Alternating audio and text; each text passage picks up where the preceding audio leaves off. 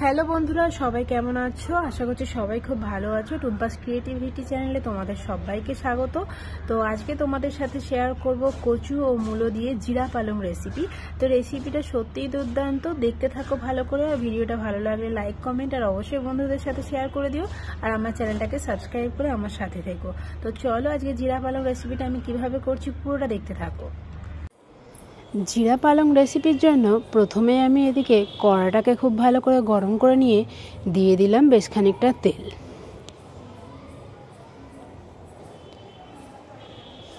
তেলটা গরম করে নিয়ে দিয়ে দিলাম 5 ফোড়ন।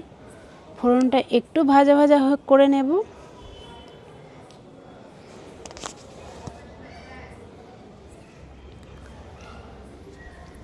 তো এই রেসিপির জন্য আমি এখানে দেখো নিয়ে নিয়েছি, টুকরো করে কেটে নিয়েছি মূলো, কচু আর আলু। তো আলু, কচু আর মূলো সবটাই একসাথে আমি এখানে ভেজে নেব।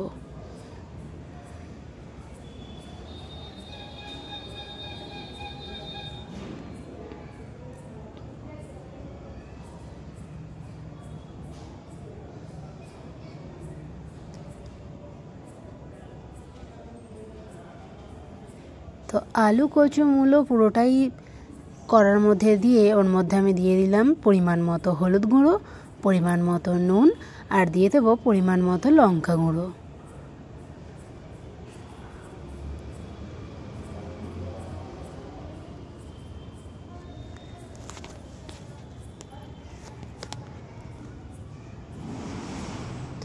এবার খুব ভালো করে সবজিগুলোকে ভেজে নিতে হবে।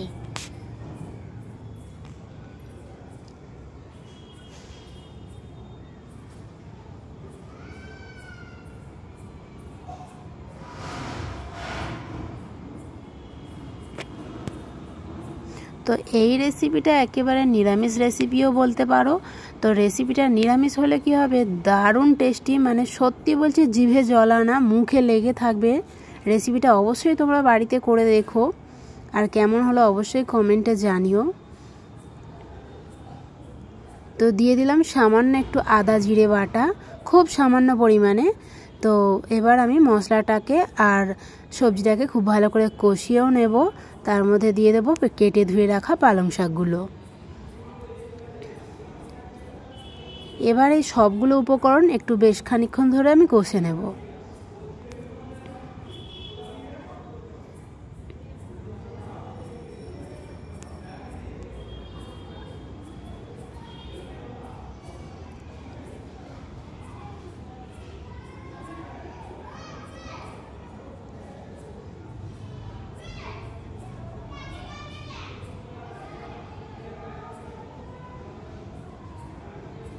তো এই জিরা পালং রেসিপিটার জন্য অবশ্যই আদা জিরে বাটাটা মাস্ট। তোমরা অবশ্যই চেষ্টা করবে সামান্য একটু হলেও আদা জিরে বাটাটা দেওয়ার। তো এবার আমি দিয়ে দিচ্ছি সামান্য একটু কাঁচা জিরে গুঁড়ো।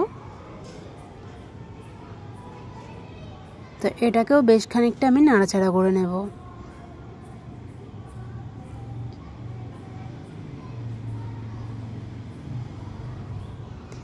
এবার আমি জল দিয়ে দেব। খুব বেশি জল আমি দেব না, কারণ শাক থেকে অনেকটাই জল বেরিয়ে যাবে, তাতেই সবজি সেদ্ধ হয়ে যাবে। তাই অল্প খানিকটা জল দিয়ে এটাকে আমি ঢেকে দেব, তাতে পুরো সবজি সেদ্ধ হয়ে যাবে।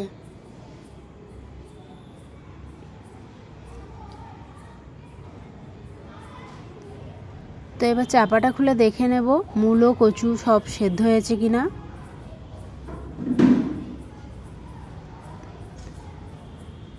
তো সব কিছুই খুব ভালো করে সেদ্ধ হয়ে গেছে। তো এই রেসিপিটা একদম শুকনো শুকনো হবে।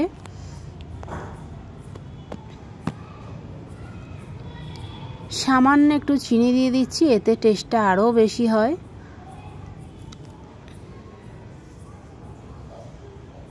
এবার দিয়ে দিচ্ছি সামান্য একটু জিরে গুঁড়ো আর দিয়ে দেবো সামান্য ধনে গুঁড়ো।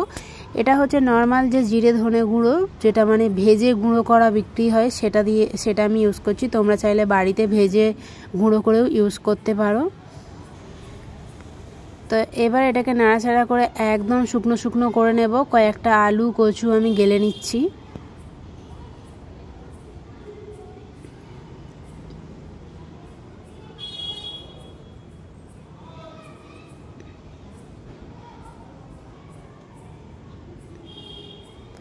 এই জিরা পালং রেসিপিটার জন্য তোমরা কচু বা মূলো এই দুটোর মধ্যে যে কোনো একটা সবজি থাকলেও রেসিপিটা বানিয়ে নিতে পারবে।